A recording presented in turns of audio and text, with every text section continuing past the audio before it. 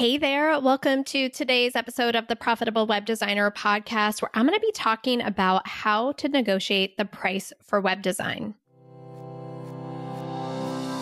Welcome to the Profitable Web Designer podcast, where we're all about helping extraordinary web designers like you to stop undercharging, over-delivering, and overworking, and finally create the profitable, sustainable, and scalable web design business you've been dreaming of.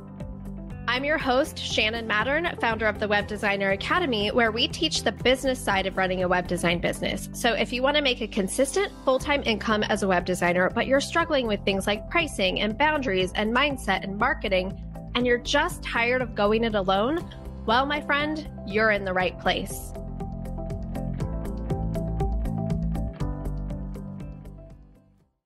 Before we dive into this week's episode, I want to invite you to join us for a summer workshop series that we're hosting in June, July, and August, where we're going to teach you 3 of our tried and true strategies for marketing your web design business, managing your clients, and help you stop undercharging for good. These are live interactive workshops where we'll teach you a strategy, coach you on any mind trash getting in your way of implementing, and then you will actually implement the strategy during the live workshop using our step-by-step system and scripts so that you can leave the workshop with a smaller to-do list and go enjoy your summer. And you'll have repeatable strategies that you can use over and over again in your web design business. We want you working less and making more this summer while also setting yourself up for a fruitful fall season. So all the workshops will be happening live and they will all be recorded. And you keep lifetime access to replays of the trainings as well as the workbooks, templates, and scripts for each workshop. So even if you can't join us live or you're hearing this after a workshop has passed, you'll still get all of the benefits of being there via the replays. So the first workshop is Marketing Momentum, and it's happening on Thursday, June 22nd from 1 p.m. to 4 p.m. Eastern. We'll be teaching you our tried and true marketing strategy that you can implement in under an hour a week, and you'll actually do it during this live workshop. Next is Boundaries Bootcamp on Thursday, July 13th from 1 to 4 p.m. Eastern, and we'll be teaching you our strategies for getting stalled client projects moving again. We'll teach you how to manage client requests so that you're no longer working 24/7 and taking your laptop on vacation with you. And the last workshop is the Stop Undercharging workshop on Thursday, August 17th from 1 to 4 p.m. Eastern, where we will take you through a pricing mindset makeover and help you completely transform your belief in your value and also give you a strategy and script for raising your prices with current clients without fear of losing them all.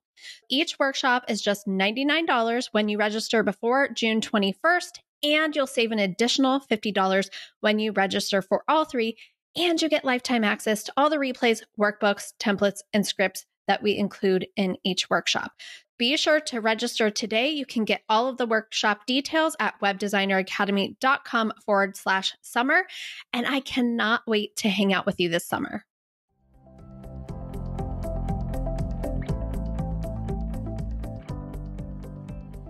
So if you're anything like me, when you think of negotiation, you're probably like, ugh, I hate negotiating. It's the worst. So negotiation has always just felt so fake and disingenuous to me. Like when you're offered a job with a specific salary and then you know to make a counteroffer for a way higher salary than what you expect them to pay, and then they just meet you in the middle. Like if you were going to pay me that much, why not just lead with it? Or when you go to buy a car and you make an offer that's way lower than what you think they'll accept, and then they come down on their price to meet you in the middle. Like if that was going to be your price, why not just have it be your price? Okay. It always feels like 2 selfish people trying to make as much as they can for themselves, right? At least that has been my experience of what negotiation has been, where like the buyer wants to walk away feeling like they quote unquote got a good deal, and the seller wants to walk away feeling like they got a good deal or like they made more money than, they anticipated. And that's why we hate negotiation as a seller, right? Because we know this dance. We've danced it a million times. So after having a long conversation with your web design client about what they're looking for and all these bells and whistles that they think would be really cool, and then you ask, well, what's your budget for this project? And then your potential client says, I don't know. About how much do you think it'll cost? Because they don't want to reveal their cards. They don't want to share how much they might be willing to pay because maybe, just maybe, if they don't say anything, the number that you say will be lower than the number they were thinking, and then they will feel like they got a good deal. And you feeling put on the spot with all your imposter syndrome raging on one hand, and on the other hand, you know you're smart and nothing that they're asking for sounds too crazy, and not having taken the time to really think about all the time and complexity and planning involved, you throw out a number that feels comfortable enough for you to say out loud, one that you think the client couldn't possibly negotiate because you think it's so fair in your 30-second mental analysis of everything the client has asked you for so far. And then inevitably they say, oh, I don't know, that's outside of my budget right now, as if your price was shockingly high, even if they had zero frame of reference before this conversation for what a project like theirs would cost. And then your mind is going crazy. Like, I knew it. I knew my price was too high. I knew they weren't going to be able to afford it. And I really, really, really need this client. So you take the next step in the dance and you throw out a lower number, but you're no fool. You're not going to be taken advantage of. So you're not going to do everything you proposed at that same price. So you say, so what I can do is this, and this, and I can do this for a lower price than I just said. And then we can take this other piece out and do that as a phase 2 later on down the road. How does that sound? And then maybe the client agrees. Maybe they push back and try to get more at a lower price. But however this scenario shakes out, you have both lost. Please hear me when I say this. However this shakes out, it is not a win-win. Yes, you got a client, and yes, the client's getting a website at a steal of a price, but at the end of the day, you both had to give something up to get it. And what each of you gave up isn't what you think you gave up. You didn't give up money, and the client didn't give up features. You both gave up the immense additional value that could have been created had you both approached this entire conversation with an investment mindset rather than an expense mindset. And if you have no idea what I'm talking about, you got to go watch my profitable pricing framework training at webdesigneracademy.com/pricing, where I break down what an expense mindset is and how it keeps you undercharging and over-delivering, and how to cultivate an investment mindset that helps you shift out of working with expense-minded clients to attract investment-minded clients willing and happy to pay 5 times more than the people you've been attracting up until now. So one of the things that I hear over and over and over again from web designers who apply to work with us is that they hate negotiating or that they want to get better at it. And it got me thinking about, like, way back in the day when I was at my day job, our office was unionized. And I mean, I was in marketing IT, and IT, it's pretty rare for a white collar office environment to have a labor union. But one of the things that my organization did was negotiate and enforce labor union contracts in the healthcare sector. And so the 20 employees or so that worked in that department had voted back in the heyday of unions to form a union at our white collar administrative office as well. So at about 1 year into this job, I was there for 10 years. I was still pretty young. I was probably 25 years old. The vice president of our staff employees union, that position opened up, and the president of the union recruited me because I was like a model employee, right? A people pleaser, the good girl, I followed the prescription that you have to follow all the rules and say yes to everything and be a good employee and a good girl to succeed in life and all that. Management liked me, of course. I was a straight A student employee, and contract negotiations were coming up. And he told me, all you have to do is sit there at the table and take notes and run the show, because our bylaws said that 2 people had to be at the table for each side. Okay, so I said yes. And it was an eye-opening experience, let me tell you what. So just talk about 2 parties sitting across the table from each other, trying to take as much as they can for themselves, just to claim the win, politically just to claim the win. We on our side had a list of things we really didn't care that much about, but we would fight for them tooth and nail to get concessions from management on other things, but we didn't want them to think that those other things were that important to us so that they couldn't use them against us as leverage. And then it was ridiculous. I was like, seriously, this is what happens? And then later on in my time there, I was on the management side of the table. And I saw the same thing happening from the other side of the table. From the management side, like nobody trusted anybody. Nobody was honest. Everybody kept their cards so close to their vest. Like, what a mess. And I, being very naive back then, regardless of what side of the table I had been sitting on, because earlier in my career I was in the employee union, later on I was on the management side, I would try to get the two sides to like come together for the greater good. And I was told I was naive. And I was told that if I gave an inch, that we'd take a mile. And I was told that the power balance would get skewed if we gave up on this and all of this stuff. So my experience at that job was one of the big reasons that I started my freelance web design business. I just did not thrive in a cutthroat office politics type of environment like that. And so near the end of my time there, we got a new CEO. And she brought with her a whole new negotiating strategy to the table. And it's one that I was like researching it for this podcast episode because I was trying to figure out like, where did this come from? What is the history of it? And it's a strategy that's been taught at like all the fancy business schools, right? And well, if it was taught at fancy business schools, like it must be good, right? But anyway, just before our next set of contract negotiations were about to start, she brought in an outside consultant to teach both sides about the strategy. And then if both sides agreed to it, it's the strategy that we'd follow for our contract negotiations. And you guys, this was just absolutely fascinating. It blew my mind wide open. It was like nothing I had ever heard or experienced before because, you know, for 8 years up until then, I've just been sitting on one side or the other of this like really toxic like negotiation strategy.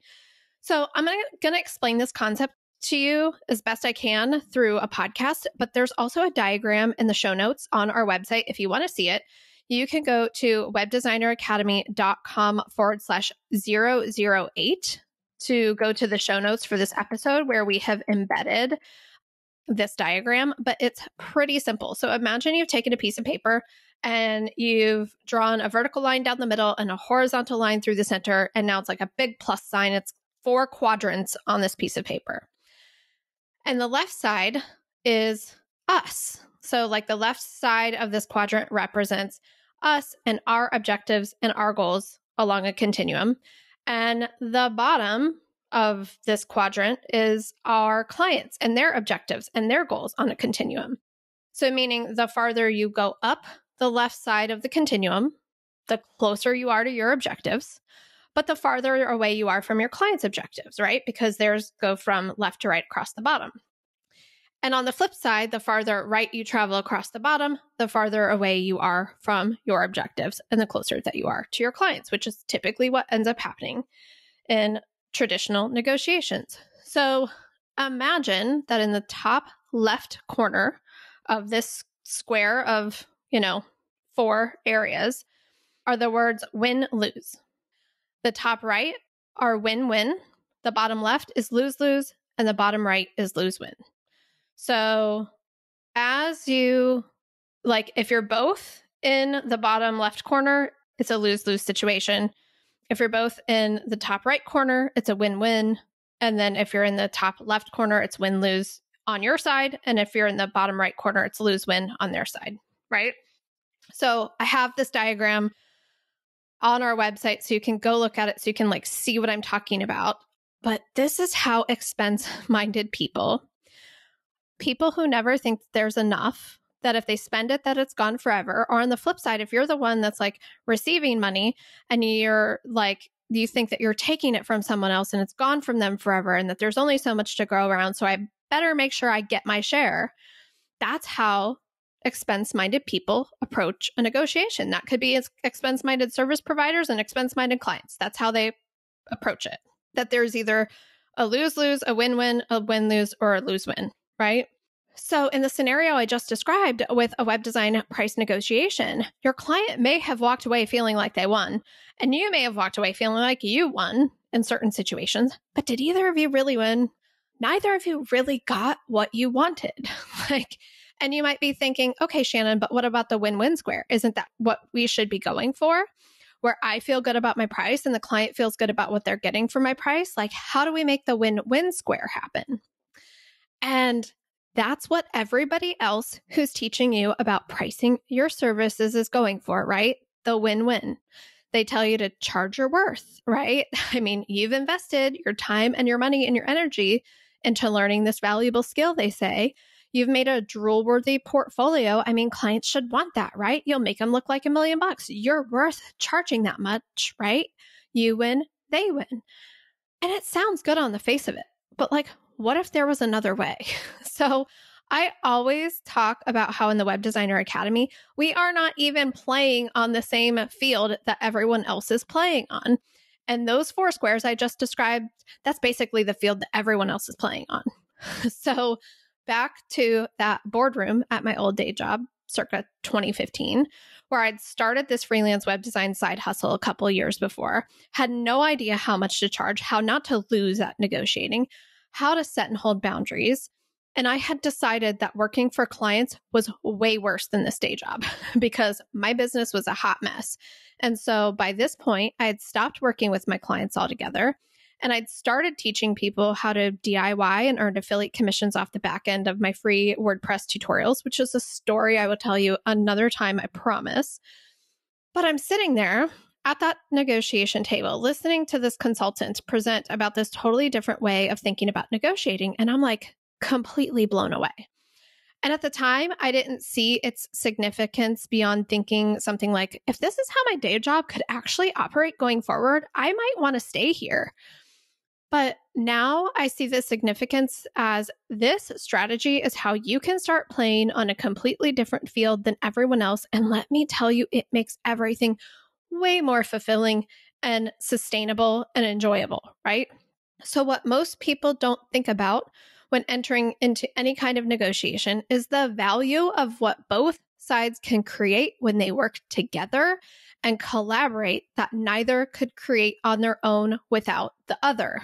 So instead of both sides being claimers, trying to mask what they really want so that it can't be used against them, so that they can take as much of what they see on the table for themselves as possible. So you being the web designer who wants to make sure I'm charging what I'm worth and I'm getting paid for my value, and the client being like, I want to make sure I get everything I want at the lowest price possible. Instead of you each trying to claim for yourselves, in this negotiation strategy, you become a creator. Meaning, how can the two of us come together to create more than what we see on the table right now? Okay. And this is why when people tell me, I can't charge that much because this client could do it themselves. Web design is so easy. I learned how to do it myself. Why couldn't they learn how to do it themselves? Like, you're missing the point of when you're coming together to collaborate and do this thing together, you two can create way more value together than you can separately. So imagine that quadrant again. But instead of landing in any one of those 4 squares, the win-win, the lose-lose, the win-lose, the lose-win, imagine a diagonal arrow that starts at the bottom left, goes all the way through the lose-lose box in the bottom left, up through the win-win box at the top right, and stops on a star way out there and up to the right of the top right win-win square. Because the alchemy of coming together to collaborate and put all your cards on the table actually created more value for each of you than what each of you brought to the table. Okay. And that alchemy comes from you stopping thinking that you're building a website to order and that you're building a tool that creates opportunities for your clients that they may not have known were possible for them. So instead of you thinking things like, my skills are worth this and I should be able to charge what I'm worth and I only want to work with people who value me, you start thinking, when someone decides to work with me, I go all in on creating a solution that's going to help them get what they really want. And what they really want is not a website. It's what the website, when they use it properly, will help them create, which is a return on their investment with me, either in more money or more time or both. So when I'm all in on that, giving them the best tool possible so that they can create a return on their investment, that means I'm not overworking. I'm not overloaded with other clients because I'm undercharging everyone. I'm not overscheduling and making this project take longer than it needs to because I have too many other clients, which delays this client's results. I'm charging what I need to charge in order to be able to deliver the level of service to them that's going to allow us to co-create this outcome that's way up and over here past win-win, well beyond what either of us could have created on our own or what my client could have gotten if they were just going for the win-win, because they don't know what they don't know. And I'm charging enough that my client's committed to seeing this through all the way to the end. So it's no longer a negotiation. It is a collaboration. It is a relationship built on trust and honesty and having each other's best interests in mind, because you both know that more value is created for both of you from that place. So your client walks away with an asset that helps them generate revenue for their business without them having to physically be there to do it. You get to do more fulfilling work with less clients and have more time for all the reasons that you wanted to run your own business in the first place. More time with your kids, your family, for travel, for adventure, to focus on your health and fitness, hobbies, whatever you want, because you are the one who gets to decide all of it.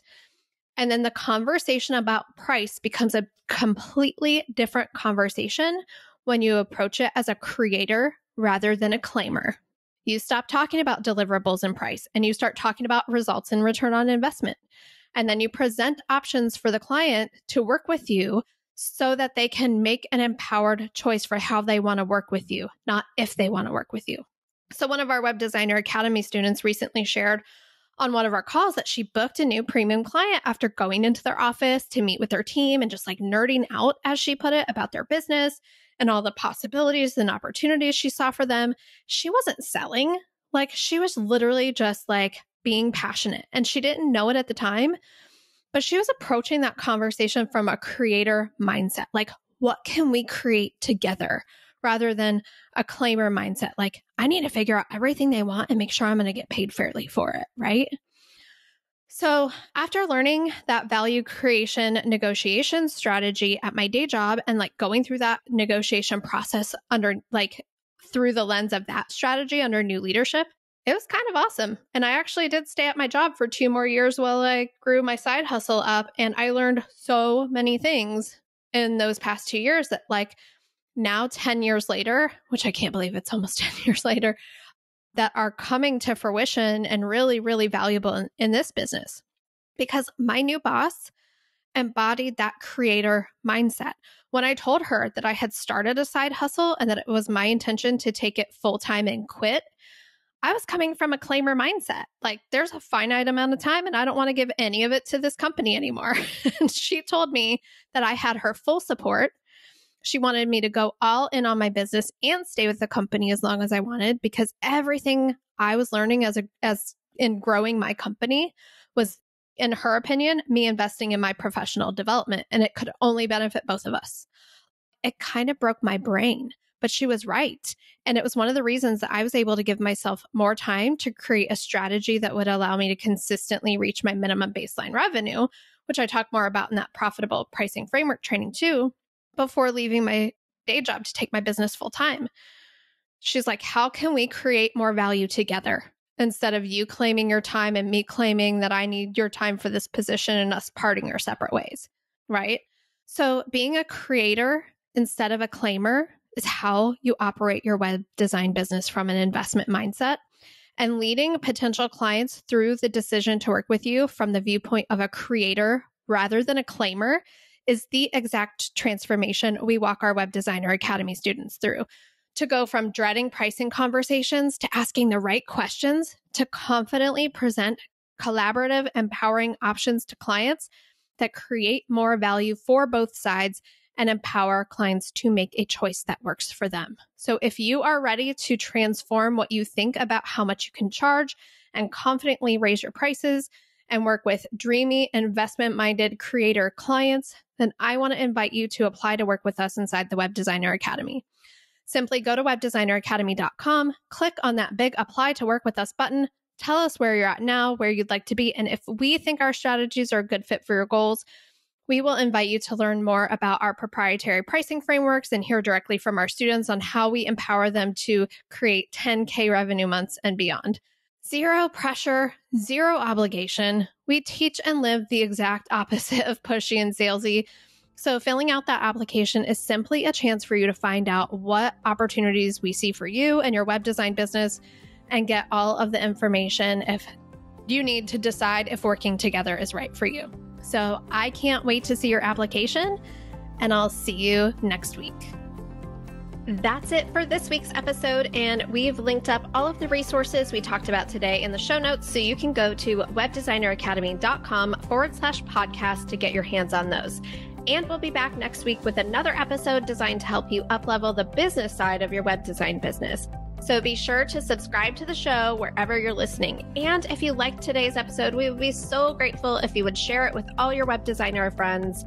And if you're feeling extra generous, we'd love for you to leave us a rating and review so we can get in front of even more web designers and help them transform their businesses and their lives. So simply scroll up on this episode in your podcast player and tap that leave a review link, or go to webdesigneracademy.com/review and it'll take you to the right spot.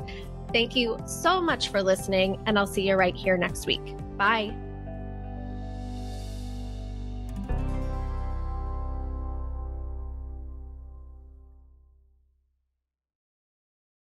This podcast is part of the Sound Advice FM network. Sound Advice FM, women's voices amplified.